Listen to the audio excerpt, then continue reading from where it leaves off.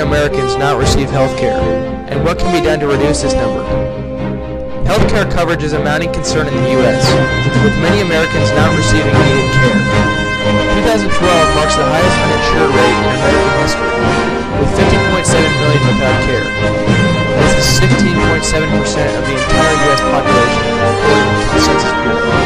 The Patient Protection and Affordable Care Act of 2010 will bring reform to this unjust system.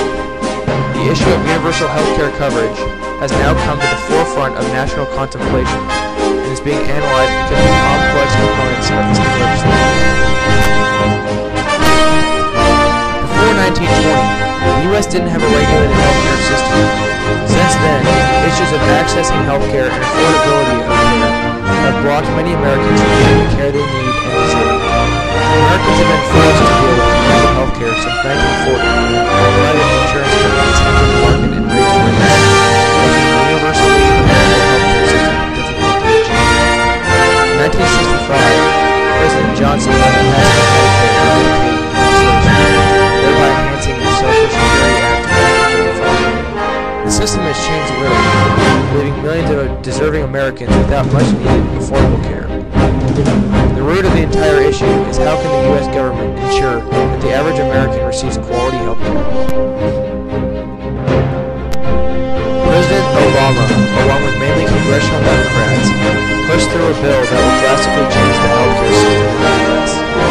This Patient Protection and Affordable Care Act will provide health care to roughly 30 million Americans, lower the cost of health care, and make it easier for individuals and small businesses to obtain health care plans. The law passed and is being scrutinized in the Supreme Court, which is currently ruling over its constitutionality. If the bill is declared unconstitutional, then it would likely be revised in Congress in an attempt to gain more bipartisan support. On a national level, there's a growing debate about which parts of the law will be upheld by the court. The act has thus become a major political issue leading into the 2012 elections.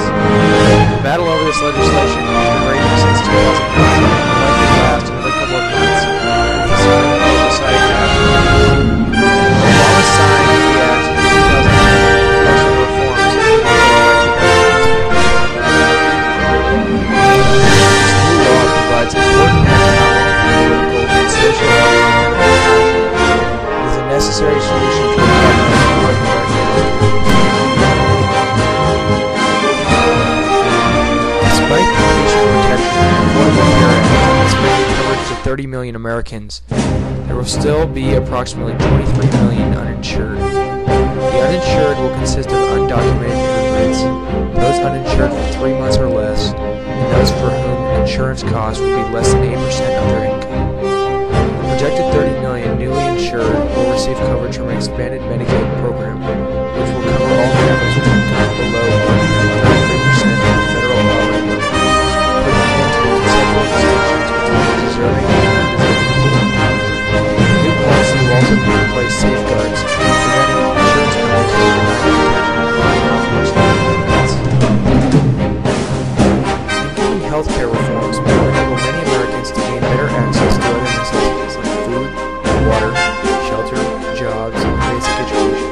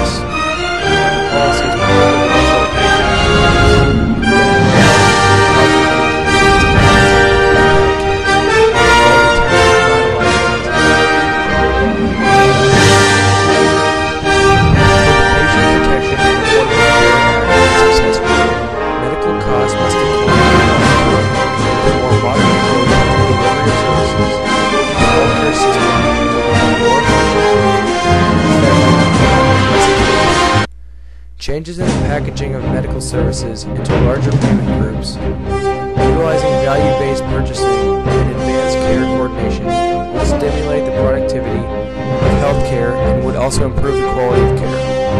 Healthcare reforms will invariably increase national GDP, create a faster and more effective care system, cut unemployment rates, reduce the national deficit in the long term, increase average income, and competitive standing. With all the benefits to be gained by this law, it is evident that the U.S. will prosper as a society. The main political influence in this health debate will be the judicial rulings of the Supreme Court, which will decide the fate of certain acts of the law. If the law isn't deemed constitutional by the Supreme Court, it will undermine the U.S. Constitution, where Article 1, Section 8 states that Congress is empowered to lay and collect taxes, provide for the general welfare of the United States, and also that it may regulate foreign and interstate trade. In one recent court case in Florida, it was decided that Congress could enforce its taxing powers and impose a judgment due to the already much controversy over state rulings that have issues within the law take a national precedence in the Supreme Court. Conservatives claim that new laws in the Payment Protection and Affordable Care Act would unfairly tax individuals, and the Constitution does not specifically address measures to penalize Americans who refuse to participate in any singular aspect of commerce.